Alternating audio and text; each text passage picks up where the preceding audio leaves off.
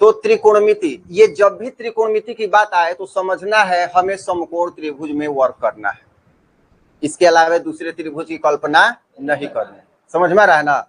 अब त्रिकोणमिति मतलब तीन कोण का अध्ययन, जनरली तीन कोण का, जिसमें एक समकोण होता है और दो शेष क्या होते हैं, न्यून कोण होते हैं, और ये दोनों न्यून कोण का योगफल इस समकोण के बराबर है। कहने का मतलब ये अभी हम लोग जब बात करें एक समकोण त्रिभुज की, तो किसी भी त्रिभुज में कितने कोण होते हैं, तीन कोण होते हैं। इसमें एक अनिवार्य है कि समकोण होगा, कोई भी कोण, ठीक है। अब अदर जो कोण होगा वो दोनों ही न्यून कोण होगा, उसमें से कोई समकोण नहीं होगा। क्यों नहीं होगा? क्योंकि दो ही, अगर दो समकोण हो जाए तो यही दोनों मिलकर 180 हो जाएगा, तो त्रिभुज बनेगा कहां से? तो दोनों न्यून कोण होता है, भले एक 1 डिग्री का हो जाए और दूसरा क्या हो जाए 89 का कम, हाँ 89 का हो जाए, लेकिन होगा 90 से कम, तो दोनों ही क्या होगा, न्यून कोण होगा। अब यहां पर अगर 30 है तो ये कितना होगा, 60 होगा। अगर ये 45 है तो ये भी 45 होगा। समझ में आ रहा है ना। तो इन दोनों कोणों को ये क्या कहेंगे, क्या संबंध है, पूरक कोण। अगला ये एक एक्सरसाइज पूरक कोण पे ही है पूरा, साइन 90 डिग्री माइनस थीटा बराबर क्या है ना, तो ये पूरक से भी रिलेटेड है, इसलिए इस पे फोकस करना जरूरी है। अब बारी आती है यहाँ इस त्रिभुज में, तो त्रिभुज का एसी जो है ये कर्ण पक्का है, फिक्स है। कर्ण क्या है, ये फिक्स है कर्ण हमारा, कि इस त्रिभुज में जो 90 डिग्री है, इसका सम्मुख जो भुजा है, इसकी सम्मुख भुजा वो क्या होती है, कर्ण होती है। अब लंब इसमें कौन सी हो जाएगी, ये कोई जरूरी नहीं है, ये इसमें लंब और आधार जो होते हैं जरूरी नहीं है, और एनसीईआरटी लंब आधार लिखता भी नहीं। ये जो दोनों शेष भुजाएं हैं जो 90 डिग्री का कोण अंतरित करती है, इसमें से एक कोण का सम्मुख भुजा होता है और एक संलग्न भुजा होती है। समझ में आ रहा है ना। तो यही है, एनसीईआरटी बुक में कहीं नहीं पढ़ोगे कि लंब बटा कोण या आधार बटा कोण या लंब बटा आधार, ठीक है ना। ये एनसीईआरटी हमेशा लिखता है सम्मुख कोण बटा सम्मुख भुजा बटा संलग्न भुजा, कोण की सम्मुख भुजा बटा संलग्न भुजा, और ये उचित है। क्यों उचित है? तो अच्छा चलो पहले त्रिकोणमितीय अनुपात समझ लेते हैं, त्रिकोणमितीय निष्पत्तियों को समझ लेते हैं। तो सब लोग को पता है त्रिकोणमितीय निष्पत्तियां कितनी होती है, 6 होती है। कौन कौन होती है?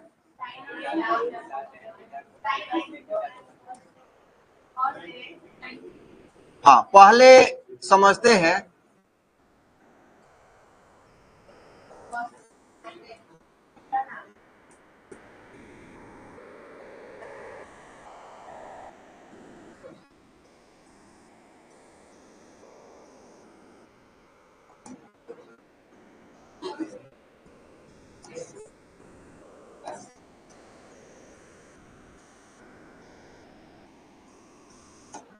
ये जो त्रिकोणमितीय निष्पत्तियां है, ये सबका ये मतलब यही ओरिजिनल निष्पत्तियां है जो हम लोग यूज करते हैं साइन के बदले साइन, कोसाइन के बदले कॉस, टेंजेंट के बदले टेन, मतलब 3 ही लेटर को हम लोग जनरली लिखते हैं। कॉसेक को लिखना जरूरी होता है, इसमें ज्यादा हो जाता है, तो कॉसेक और सेक, बाकी सब में 3 ही होता है, और ये क्या होता है, सेक।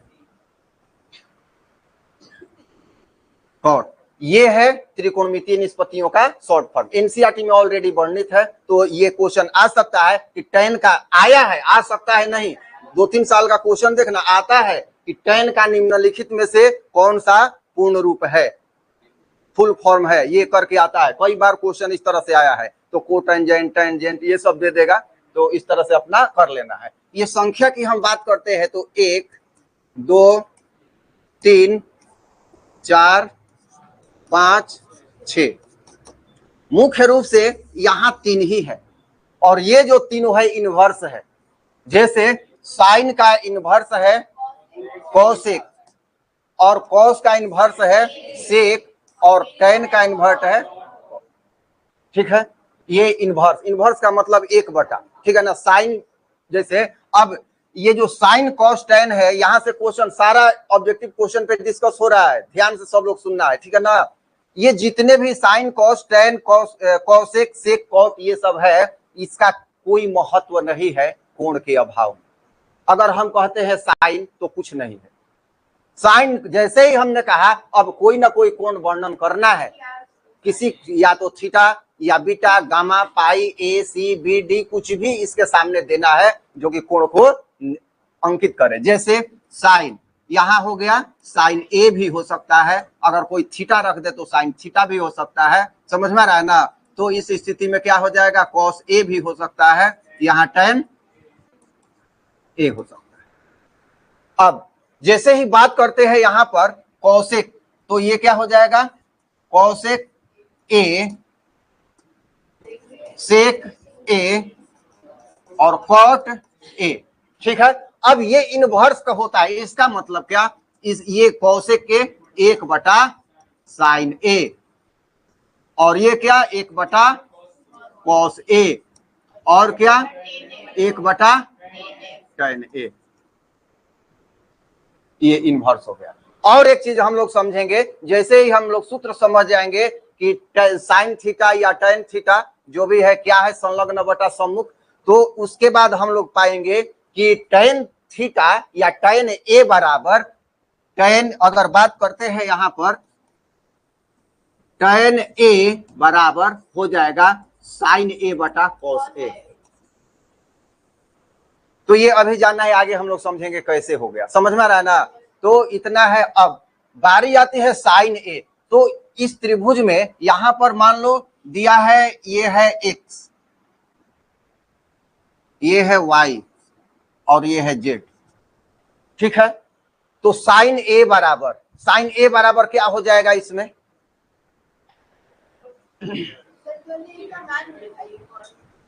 ए का मान कैसे निकालेंगे, जेड बटा एक्स होगा। चलो बिल्कुल सही है। क्यों सही है, यहां इसकी सम्मुख भुजा क्या है, ये अब लंब है, न कि ये लंब है। ऐसा नहीं समझ लेना कि जो लंबा खड़ा है ये लंब है, नहीं, ये लंब है। क्या होता है, लंब एनसीईआरटी लिखता ही नहीं है, ये होगा कोण की सम्मुख भुजा बटा कर्ण।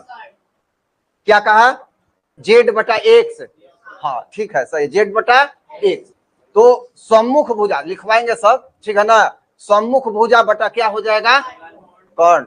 उसी तरह से अब कॉस का होता है संलग्न भुजा बटा कर्ण, और है हाँ y बटा क्या हो जाएगा, x हो जाएगा। और tan का क्या होता है, सम्मुख कोण की सम्मुख भुजा बटा संलग्न भुजा, मतलब z बटा y हो जाएगा। तो ये नहीं समझना है कि हम किस त्रिभुज में, मतलब उसका आकार क्या है, प्रकार क्या है, वर्टिकल है हॉरिजॉन्टल है, इस पे नहीं जाना है।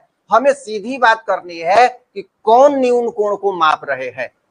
वही अगर कह दिया जाए कि साइन सी बराबर, तो y बटा x हो जाएगा, इसके सामने ये ना आ गया, समझ में आ रहा है। और यही दो कोण होगा, कोई कोण बी नहीं पूछेगा, साइन बी नहीं होगा इसमें, समझ में आ रहा है ना।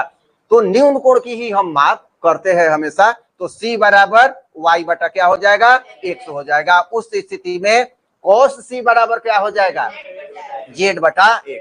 अब देखो दोनों का उल्टा हो रहा है, ये साइन बटा हुआ था, इस पर कॉन्सेप्ट क्लियर करने से क्या होगा, क्वेश्चन बनेगा आगे।